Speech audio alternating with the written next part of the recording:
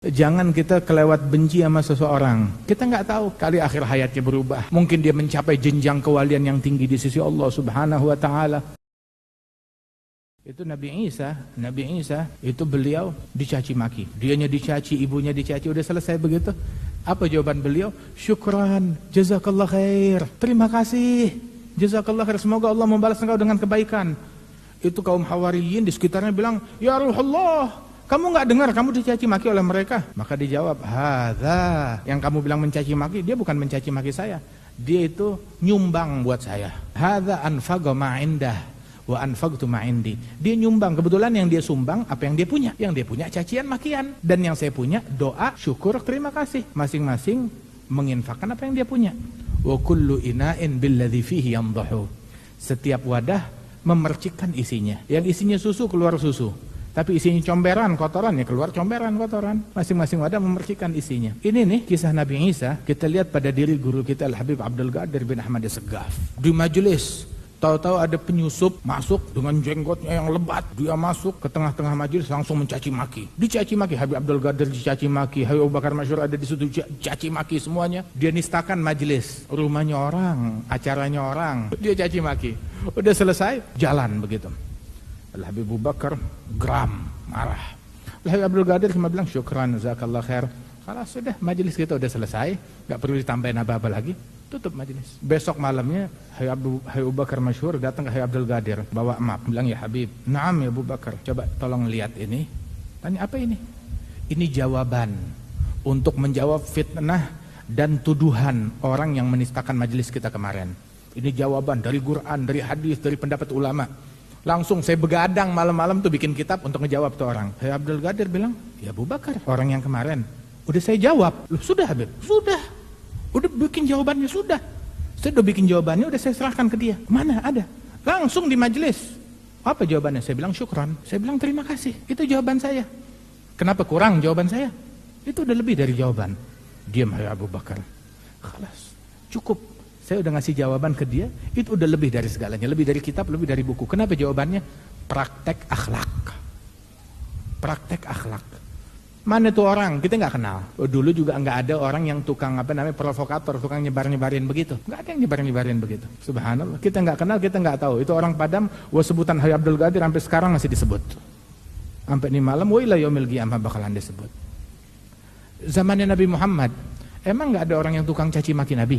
Banyak syair dibuat, digubah untuk mencaci Nabi Muhammad. Tapi sahabat Nabi bukan orang provokator yang dengan dalih membela Nabi, menyalin itu tulisan, terus dibawa ke Nabi, disebarin kemana-mana untuk provokasi umat. Enggak, dibiarin, enggak dibawa, enggak diulang, enggak disebut. Rasulullah, ada orang buat syair mencaci engkau, ini bunyi syairnya, diapalin. Enggak dibawa. Yang ada sekarang syair memuji Nabi Muhammad. Ada syair cacian terhadap Nabi enggak? Enggak ada, hilang dengan sendirinya. Maka nalillah bag, sesuatu yang untuk Allah langgeng abadi. Yang bukan untuk Allah, sehari 2 hari, seminggu 2 minggu, sebulan 2 bulan. Ambil deh waktunya yang ditentukan oleh Allah Ta'ala, terus habis. Hari kiamat jadi penyesalan. Penyesalan pertama tahu kapan?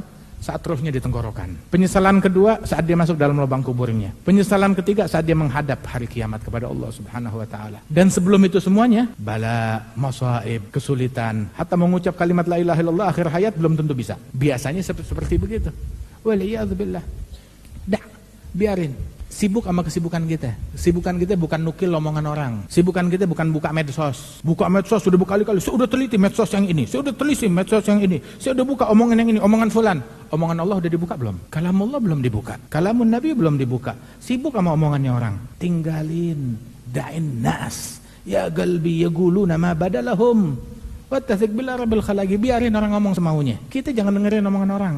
Tinggalin omongan orang, sibuk dengan kalamullah. Ini yang kita lihat pada diri guru-guru kita. Al-Habib Umar bilang, kalau dari awal kita terpengaruh sama omongan orang, Darul Mustafa nggak bakalan berdiri, Majelis Muassalah nggak bakalan berdiri, kegiatan nih apa yang kita lihat nih nggak bakalan berjalan. Kalau dari awal kita dengerin omongan orang, yang ngembosin kita, udah deh nggak jadi deh, karena omongan ini, karena omongan itu. Tinggalin omongan orang.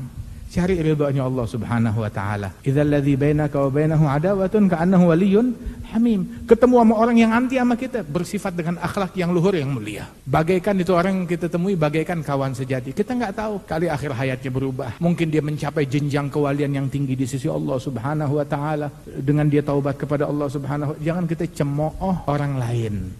Subhanallah, makanya dibilang tuh jangan kita kelewat benci sama seseorang. Jangan-jangan orang yang kita benci satu saat bakal menjadi kawan dekat kita. Jangan kita kelewat cinta sama seseorang.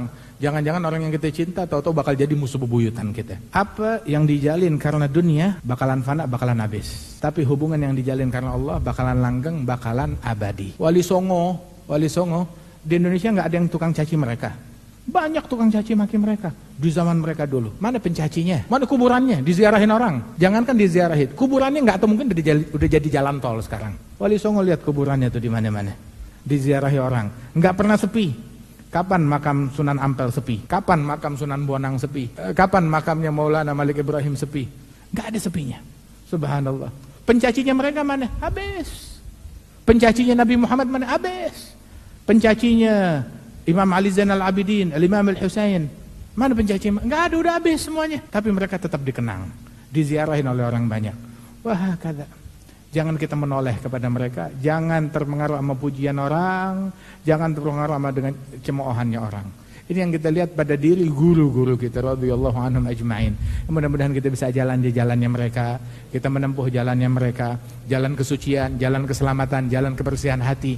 Amin ya rabbal alamin.